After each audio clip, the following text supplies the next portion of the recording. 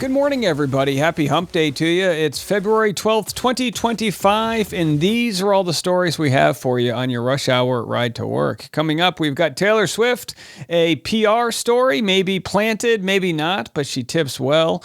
So if you're ever lucky to cross paths with her, expect the big bucks. Also, an update on the Super Bowl. Listen to which actor says he'd rather have his team win the Super Bowl than win an Oscar for directing. Also, Blake Lively denied. That's right. She wanted an extension and she was denied by a judge. In part, she got a couple days extension, but not the full extension. What does this mean? Does this give us any hints or clues as to what the judge is thinking regarding Blake Lively versus Justin Baldoni? I'll get into all of that. Also, a Bitcoin mystery we've been followed as a man in Ireland is looking for his missing $750 million. It's in a landfill. I'll get the whole story to you. Also, will Travis Kelce be back in the NFL or with Kansas City? Fans are wondering after a lot of the footage from the Super Bowl makes people think he's past his prime. Also, Elon Musk, of course, in the news, as he is every day here. And he says, whoopsie, he apologizes for getting a story completely wrong. I'll have all of that and more. It's all coming up next on The Rush. What's that thing they say? Haters gonna hate. Ain'ters gonna ain't. Well, Taylor Swift ain't gonna be stiffing anybody as she was caught on camera slipping tips to service staff at a Grammys after party. Boy, I tell you what, one of the perks, if I'm ever wealthy enough, you don't have to be as wealthy as her, but just wealthy enough to make somebody's day with a good fat tip. You gotta love it. Here she is, tipped a bunch of service staff working the Grammys. Don't take my word for it. Here is the video footage. Now listen, I don't know, people, I mean, if you want to be conspiratorial, maybe somebody planted this, or maybe she's just really wealthy and not afraid to let the people working the events know it. There it is. I'm guessing these are $100 tips. I'd be shocked if it's anything less. If you're Taylor Swift, you can't just give somebody $10. $10 from Taylor Swift? No, you got to be handing out hundos. So either way, she tipped $100,000 to every one of her delivery drivers. Every town she performed in, she tipped the food bank and literally changed the gross domestic product of every city her stadium tour went to. But people will still say, yeah, but Taylor Swift's kind of mean. I don't know. I like her. Again, maybe we'll agree to disagree, but I think she's... Oh, and speaking of Taylor Swift, we got her boyfriend right here. Let's go right into the football news before we get to the Blake Lively stuff. There are people wondering if he'll be back with the Chiefs. Again, he said he doesn't want to retire. Retirement can come pretty quick for you out there in the NFL, especially when you're, a position like tight end. You take a lot of beatings out there. Here's the thought as to why he may no longer be on the Chiefs. Travis Kelce will not be back next year with the Kansas City Chiefs unless he is willing to drastically and dramatically restructure his deal. He's a $19 million cap hit for them. If they cut him, they save $17 million.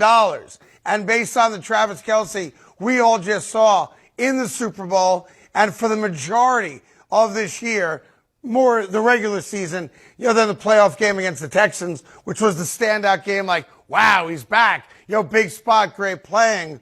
You've got Noah Gray. All right, so it's just this idea that he's worth a lot of money. You can get a much younger, faster, stronger player for a similar price. And he's one of the greatest tight ends of all time. But, hey, like I said, retirement hits you fast. He had a fun offseason with his girlfriend, Taylor. A lot of people are wondering, will they survive not winning together? I think so. I think Taylor had a great year. And it's like, look, he's got a couple Super Bowl rings already. Some people never get a Super Bowl ring. So I'm not going to be losing any sleep for them. But where he ends up, look, by the way, if you're an NFL owner, pay whatever you can for Travis Kelce, because you're not just getting him, you're getting Swiftie Nation, okay? So if my New England Patriots want to sign Travis Kelce, I don't care if he's the worst version of himself. He might never catch a pass again. Sign him. Get Taylor. Look, Taylor's got her home in Rhode Island, my home state, right? They want to make that a permanent home. Let's get him on the Patriots. Come on, shuffle some things around. We'll make room for him. All right, in other news, here we have Howard Stern interviewing Bradley Cooper, notorious Eagles fan. He asked him the question, in 2023, would you rather win an Oscar or have the Eagles win the Super Bowl? Here's the big question, and I really want you to answer this in a serious manner. Okay. Sophie's Choice for 2024. You win the Oscar, not only for Best Director, but Best Actor, and Carey Mulligan wins Best Actress. Or the Eagles have a Super Bowl victory. What Eagles do you Super choose? Bowl victory. What? Eagles. Wow. What? Eagles. I know. You're lying I'm now, sick. aren't you?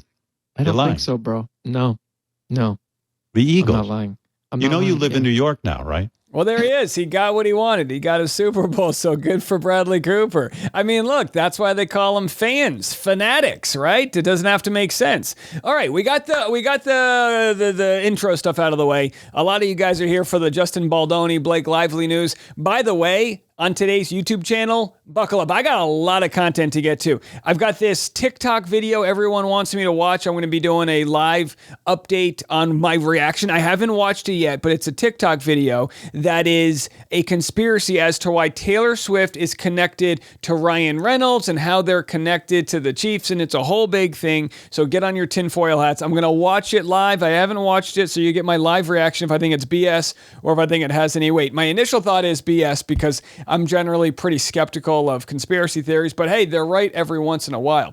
So we'll get into that. Plus, I have an update to a story I did yesterday. It's not that I got the story wrong. I just had a little bit of a technical issue and I didn't cover the full story. So I'll have that story being Blake Lively's interview with Forbes magazine in 2022. And one of the clips, I guess she said I left out. So I wanted to share that with you guys, but we'll get to that in the next video. Right now, we're going to talk about the judge denying Blake Lively's extension request. So here is a couple of our TikTok friends making reports. The first is Ashley Starling, and this is Blake Lively asking for more time. The judge quickly says, not quite.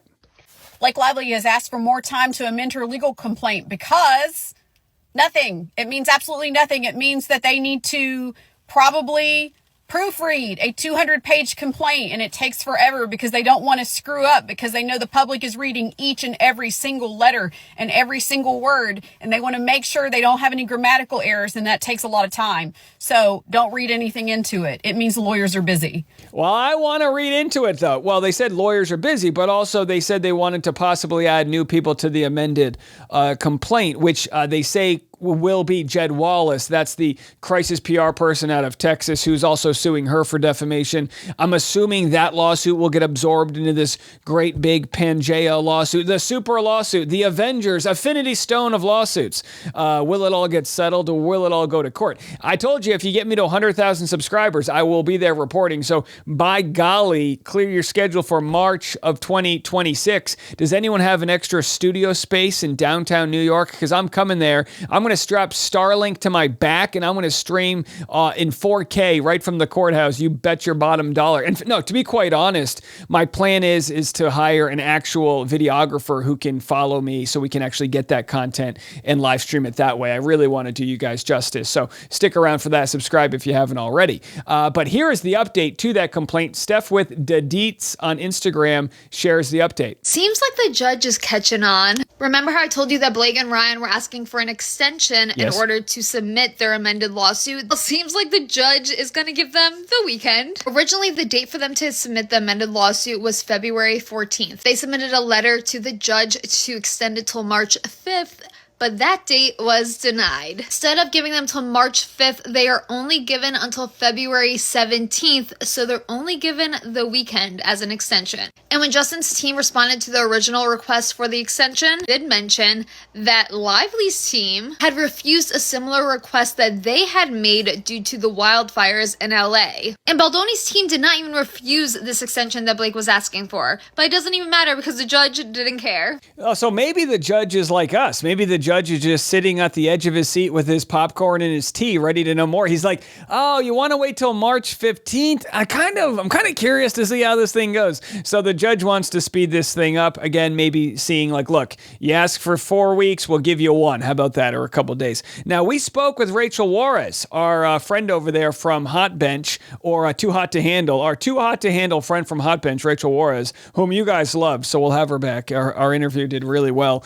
And I asked about the mediator, right? Because there's a mediator that's assigned to their case. And I didn't know if that was normal or if that means they wanted to settle. Just about everyone I spoke to said it's pretty normal that they're going to have a mediator. But what was interesting from Rachel Juarez, she says, my general knowledge seems to suggest that if they were really serious about mediation, they'd fork over $20,000 for a top-notch private mediator. It looks like they're using the free court one. So it looks like no one has any intention to figure this thing out anytime soon. Giddy up, folks. We're here for the ride. Take a quick break. We'll be back with more right after this. What's that? Another Blake Lively clip? Our last one for this podcast, and then I got 2 videos coming your way right after this. But make sure you hit the like button if you enjoy this kind of nonstop coverage. We've got TikToker Not Actually Golden, one of our resident lawyers we like to highlight over here, talking about civil extortion. A lot of people have wondered, is what Blake Lively did possibly extortion? Again, if she's not able to prove her claims. And the answer from Not Actually Golden is quite interesting. So what Baldoni is claiming in his civil extortion claim is that the extortion was all of the times that Lively threatened him with things unless he let her take over parts of the movie. So unless you agree to this 17-point list of things I need to return to set, I'm not coming back. Now, my question would be, what if the 17 things on her demands list was accurate? Could she prove that these are the things I'm not coming back unless you do X, Y, and Z? Does she not have to prove it? Unless you let me make my own cut of the film, I'm not marketing the movie. Unless you let me buy my own wardrobe for this movie, I'm not wearing that stuff. So he is actually claiming that it was a continuing extortion that went on as allegedly she was taking over more and more responsibility in the movie. This also applies to that PGA credit that I think we're all kind of curious about. He says in there, in his amended complaint, that her saying, I want this production credit, right around the time that she was also trying to take control of other things, was extortion. Yeah, and I guess he's going to have to come up with how he feels like he was harmed by this. You could argue he was harmed financially because maybe the film would have done better if he didn't, if he wasn't forced to give up rights to the edit or what have you. So again, very interesting as this thing goes to trial, all the different elements to it. So she held the film hostage, waiting for her demands, and now we have a real hostage released from Russia. This is a good story. It's not every day we get a good story like this. Breaking news out here. Here's MSNBC reporting Russia releases American Mark Fogel, a teacher that's been held for 3 years. We have breaking news right now. Mark Fogel, the American teacher who has been wrongfully detained in Russia for the past 3.5, nearly 4 years, has been released and is on his way back to the United States. I want to bring back NBC's Aaron Gilchrist covering the White House. Former CIA operations officer Mark Polymeropoulos is back with me, and former U.S. ambassador to Russia, Michael McFaul, who is an MSNBC international analyst. Aaron, tell us about the circumstances surrounding Fogel's release. So, Chris, we're still trying to learn more about how exactly this all came to be. We know from the statement that was released from the National Security Advisor that it seems as though Mark Fogel is in the air now, along with Steve Witkoff, President Trump's special envoy to the Middle East, who has been empowered, obviously, to operate beyond the Middle East. He, of course, we know has spoken about some of the work that he's been doing as it relates to sort of earning the freedom of Americans around the country. And so now we've learned that today, via this statement, that the president's special envoy, Steve Witkoff, has secured the release and is leaving Russian airspace. All right, so he's left Russian airspace and he's back here in the U.S. What would you do after 3 years in Russia? Have a Big Mac? I mean, honestly, a cheeseburger, right? Maybe some pizza? I have no idea. I hope he's in good health, and I can't wait to hear more about his story. Here's a story I've covered. I've actually known about this for several years. Man who lost $760 million Bitcoin fortune might buy the dump so he can search for the hard drive. James Howells is considering buying the garbage dump he believes his $750 million Bitcoin fortune was lost in after losing a legal battle with the local authority to be granted access to search the site. He believed his fortune is buried in a landfill, and he's a computer engineer from Wales, and says that in the summer of 2013, his ex-partner mistakenly took a hard drive containing his Bitcoin wallet to a garbage dump, and he claims that the cryptocurrency it contained is now worth an estimated £620 million or $766 million. Oh boy, no wonder it's his ex-partner. Can you believe that? Ladies, we know it. We're out. We're not looking around. You throw away our junk. We're like, where's that, my lucky sleeve? And it's like, oh, I don't know where it is. It's in the trash. Well, now he wants to buy the whole landfill. I hope he finds it, but they say the odds of this thing showing up, a needle in a haystack, would be much easier to find than what he needs to look for. If it were me, though, I would try to get some contractor to work with me. It's like, I'll give you 10% of this thing if we can find it, and buy that landfill and go through it. You know what I mean? Find that Bitcoin wallet. I want to hear a good, happy ending to this story.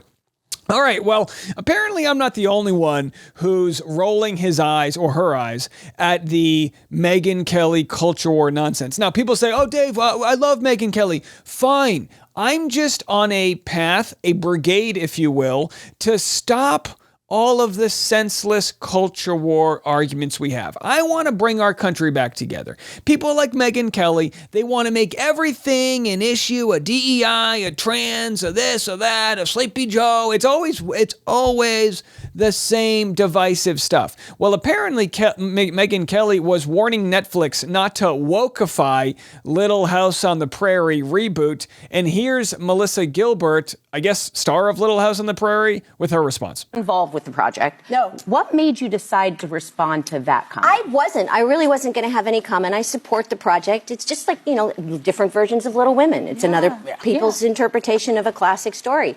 But when she said that, it shocked me, because you have to have watched Little House on the Prairie to understand. I know. Don't get mad at Megyn. It's the lead poisoning, probably. I'm guessing. Don't sue me, Megyn. Understand what you're talking about. The stories we told. We were a reflection of what was happening in America in 1974 through the lens of 1874, and in a lot of ways we're still there. And further back, maybe. And so that was all Michael Landon. He was telling the stories at the time. He was telling the stories of veterans coming home from Vietnam. He was telling the stories of racism and chauvinism and anti-Semitism and nativism. It was a great show. It really was a good show. Thank you. Yeah. All right, who knew? Little House on the Prairie was already woke. So either way, we'll have to see if Megyn Kelly can stomach the reboot that Netflix is going to have, and hope it fits into, her very narrow sort of view of what she would like, Queen Megyn Kelly. All right. Anyway, so we'll get into this Elon Musk stuff. Should we do it? Let's take a quick break. We'll come back and I'll give you Elon Musk possibly apologizing for getting it very wrong. We'll have that next. Well, Elon Musk was exposed for, I guess, being too quick to judgment when he accused the U.S. of spending $50 million on condoms in Gaza. As it turns out, we should be spending that much in condoms for Nick Cannon. That's a separate issue. But right here, he kind of admits to getting it wrong, and I'm going to explain why you shouldn't be getting anything wrong when you're in his current position. You said on X that an example of the fraud that you have cited was $50 million of condoms was sent to Gaza. But after fact-check this, it apparently Gaza in Mozambique, and the program was to protect them against HIV. So can you correct the statements? It wasn't sent to Hamas, actually. It was sent to Mozambique, which makes sense why condoms was sent there. Yeah. And how can we make sure that all the statements that you said were correct, so we can trust what you say? Well, first of all, some of the things that I say will be incorrect and should be corrected. So nobody's going to bat 1,000. He says nobody's going to bat 1,000. Now, look, the problem is half the country is taking what he says as gospel and using it to make it look like the other half's crazy. Now, to break this down, the U.S. gave money to Gaza and Mozambique, not the Gaza he thought. And that's why this story's so ridiculous. Now, why would it be a big deal to give condoms to Gaza the province in Mozambique in Africa? Well, because they're trying to curb an AIDS epidemic. And look, here's one of the things. Now, I get there's a lot of issues with spending out there. I understand that. It all should be audited. And it has been, but it should be audited every year. But here's the issue. We start cutting all this funding that helps out other countries. It's going to come back and bite us in the ass, because a healthy world is good for us, right? In the world we live in, pandemics can travel literally, one airplane can, you get the point. So I just think we got to be very careful not to strip away all of our spending. By the way, do you know how much of USAID spending went to farmers and went to people in agriculture to subsidize their crops as we donated food abroad? I mean, this is going to be devastating to our own economy, let alone others, because we're the U.S. government buys a lot of the things that are made here. If we no longer are doing that, where is that money getting injected? My fear, and maybe you don't share this fear, my fear is that this money's not going to trickle down to us and we're going to save all this money in our taxes. My fear is all of these savings are going to be used to fund the tax savings of the ultra wealthy. That's my fear. Either way, here's here's Elon Musk pushing back on concerns that he's got a conflict of interest with his own business. These are not individual judgment decisions. These are about simply having sensible checks and balances in the system itself to ensure that taxpayer money is spent well. So it's got nothing to do with, like, say, a contract for some company of mine at all. But if there is a conflict of interest when it comes to you yourself, for instance, you've received billions of dollars in federal contracts when it comes to the Pentagon, for instance, which the president, I know, has directed you to look into. Yeah. Are you policing yourself in that? Is there any sort of accountability check and balance in place that would provide any transparency for the American people? Well, all of our actions are fully public.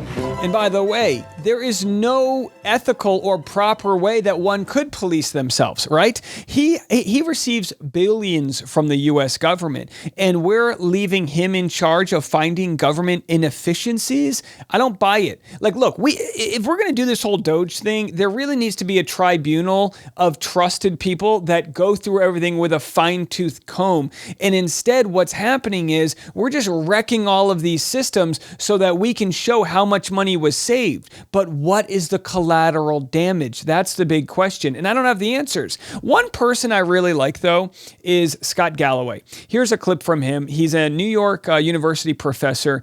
And he's saying, now, listen, we're in the find out stage of fuck around and find out, right? We're in the stage where all of these grants and government fundings are going away. Now what happens? I come from a family that relied on food stamps when I was a kid. My family has a small business that relied on PPP loans. So I know how important it can be to have a little bit of a buffer if times are tough. What happens to the delicate nature of our infrastructure if we just rip that away? I'll tell you what's going to happen. The poor are going to get poorer, and most of the country can't even afford a $400 emergency payment. What's going to happen to them? Now it's like, let them. The states that went for Trump are the states that are the biggest takers of federal assistance. So just see what happens when Veterans Affairs benefits, when we disrupt and shut down those people you can't trust. Okay, let's see what happens to you and dad and your neighbors and what happens in these rural, dark red communities. And by the way, I'm not trying to make this like political, right? Because obviously, if there's a wildfire in California, federal money should go there. Hurricanes in Carolina, federal money should go there. It's something we all pay into. But there are states with a ton of poverty, like Oklahoma, right? That's the largest murder capital in the country. It is a bleak place in a lot of these rural areas. They rely on funding. So there's the agriculture industry relies, soy, corn, wheat. These giant industries rely on billions of dollars of government subsidies and grants. What's going to happen to them? Are the grants going to fall through, as we're seeing, and farmers are saying, oh my gosh,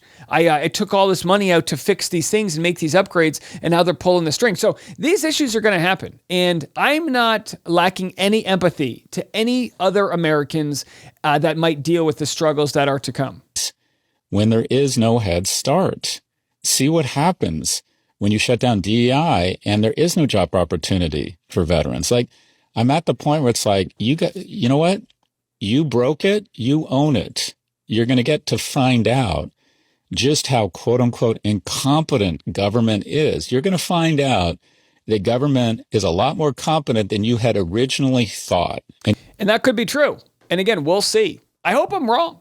I hope the country thrives. I hope we can all afford homes and live the American dream. But as inefficient as the government has been, I wonder what's going to happen next as migrant farmers don't want to show up to work because of ICE raids, and crops spoil because there's no one there to pick them, and all of these other issues that kind of keep our country functioning. I wonder, and I really hope that we can get through this, and we'll have to see. And I'm just going to give you my general thoughts. I'm not going to sanitize them. I'll tell you how I feel about all of it. I'm going to be okay on a personal level. I'm going to be fine. I think my family's going to be okay. But it could be rough storms out there, regardless of what goes down. And we'll have to see how it all plays out. But what I'm not going to do is not cover these types of topics. So if you don't enjoy it, just don't listen or watch the final 10 minutes. I'll give you plenty of Justin Baldoni content. I'll give you plenty of other things if this ain't for you, but I'll continue to be here for those that do want to hear it. Do me a solid. Vote with your dollar here and hit the subscribe button if you haven't already. You can join the Patreon if you want, patreon.com/Dave Neal if you appreciate what we do, but we'll always have content for free, and just continue to share us with your friends. Leave a comment and hit the like button. That is the best way. If you're listening on audio, you can leave us a nice review. It keeps us making our content. It puts us up in the charts so new people can find us, and we can keep on doing what we do. I appreciate all of you guys. A lot coming your way on YouTube today, so buckle up, stick around for that, and then we'll be back this afternoon. As always, I'm Dave Neal, and this is The Rush.